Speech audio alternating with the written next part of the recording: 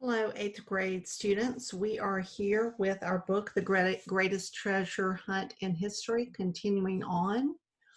We are going to begin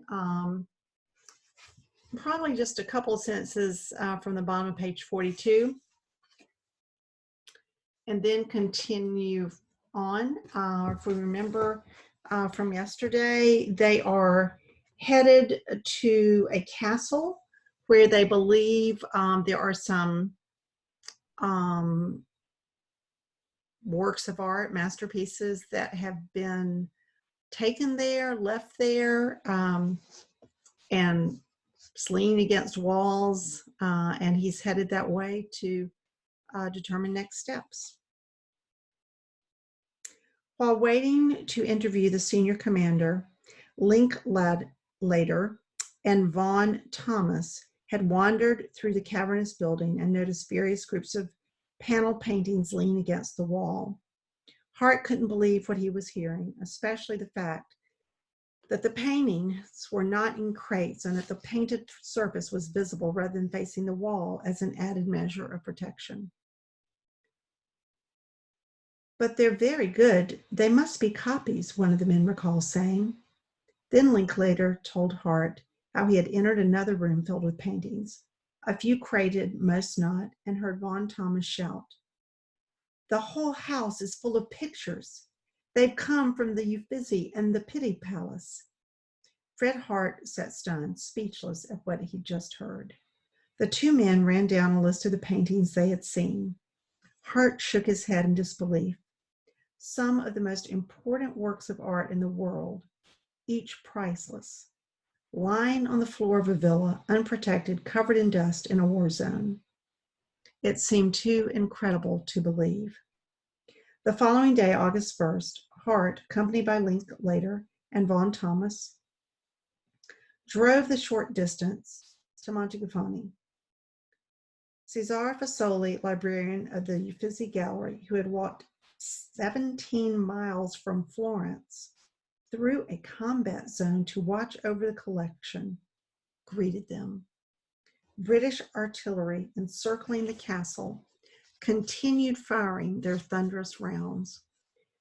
Enemy shells passed overhead and exploded in the distance, but not far enough away to be of any comfort to the four men. The scene outside the castle was no less bizarre. Hart immediately recognized each painting, a mind-jarring assembly of works by world-class artists of the Renaissance, including Raphael, Rubens, Giotto, Cimabue, André del Sarto, Pontormo, and Uccello. It wasn't just the importance of the artist whose works had been stored there. Many of these paintings were the most famous and important work ever created by the artist. Botticelli's Tour de Force, Primavera, the sight of which stunned Von Thomas, was just one example. Seeing so many works of art that he had studied and admired leaning against the walls of the castle unprotected left Fred Hart feeling overwhelmed.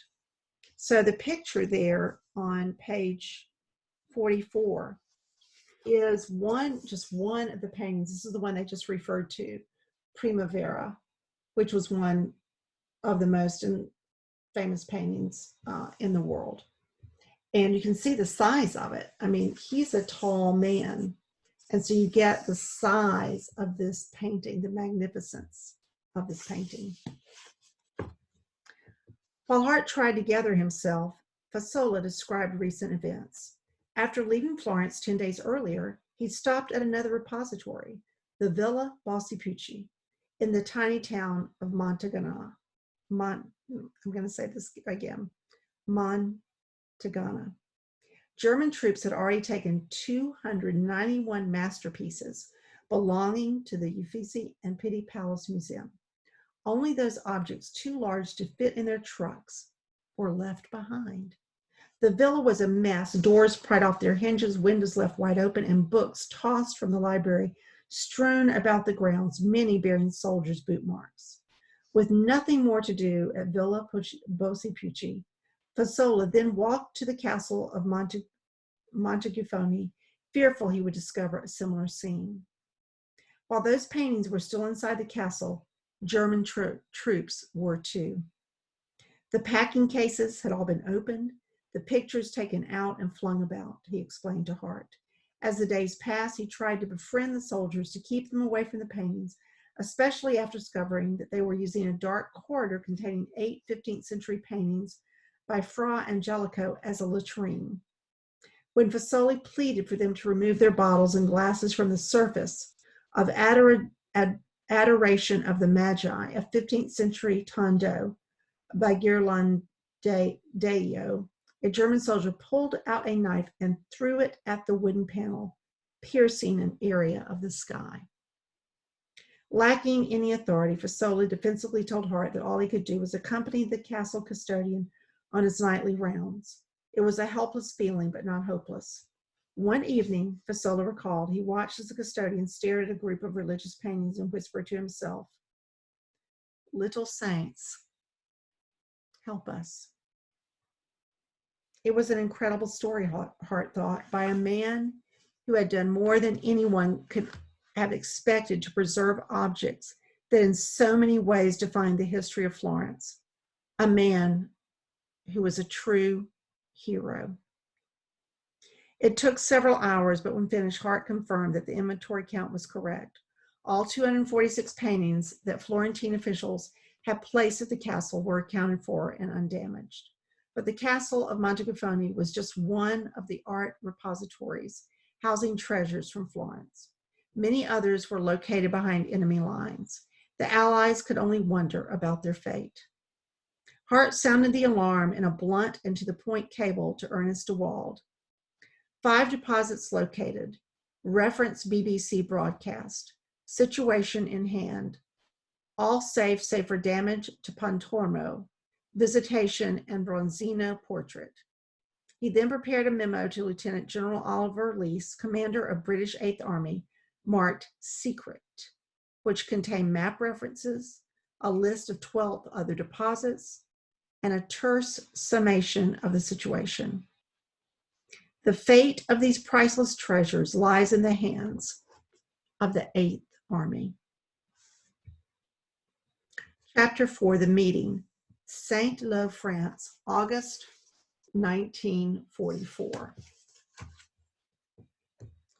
George Stout entered the town of Saint-Lô in a state of disbelief.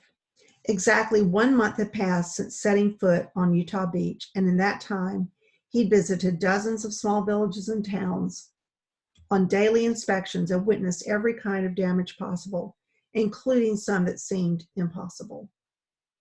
But nothing compared with the panorama of devastation that now lay before him.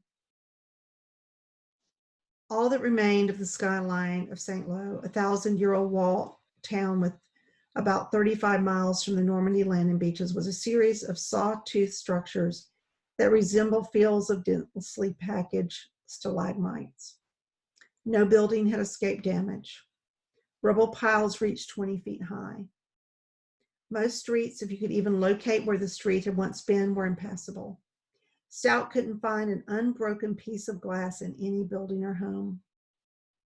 Fully mature trees in bloom had been decimated, leaving lonely twigs, void of any greenery rising to the sky. War had killed the town of Saint-Lô and perhaps as many as 1,200 of its 12,000 inhabitants. It wasn't intended to be this way. On the evening of the D-Day landings, in an effort to create transport bottlenecks and cut off German reinforcements, Allied naval guns and air forces relentlessly pounded the Saint-Lô rail station and power plant. Leaflets dropped the day before, warning townspeople that a raid was imminent,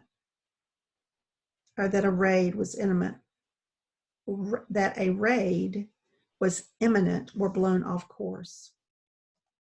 The strikes hit their targets, but they also killed innocent people, shattered historic buildings, and pulverized the entire town. 10 days later, a fierce ground battle began for control of the ruins, but not before yet more bombers dropped their payloads over the city in support of the assault forces. Once American boys of the 29th Infantry Division entered Saint-Lô, the German returned the favor and began raining shells down on them, smashing the rubble into dust.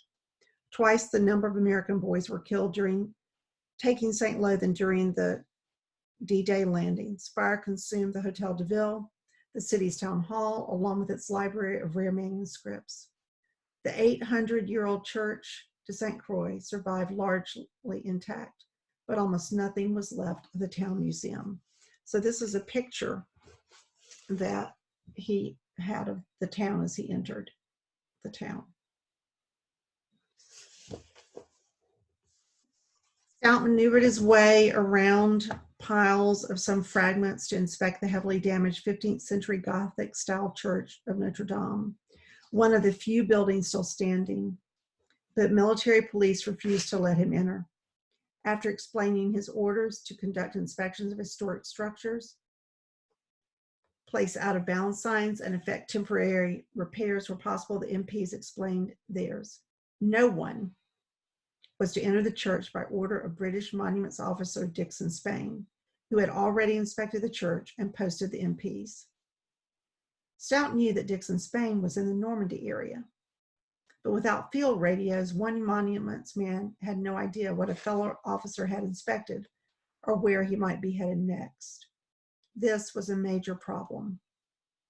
The MPs shared one other piece of news. The Germans had mined the church pulpit and altar and had also connected a stick of dynamite to a piece of stone near the entry, which an unsuspecting priest or soldier was sure to move and trigger an explosion.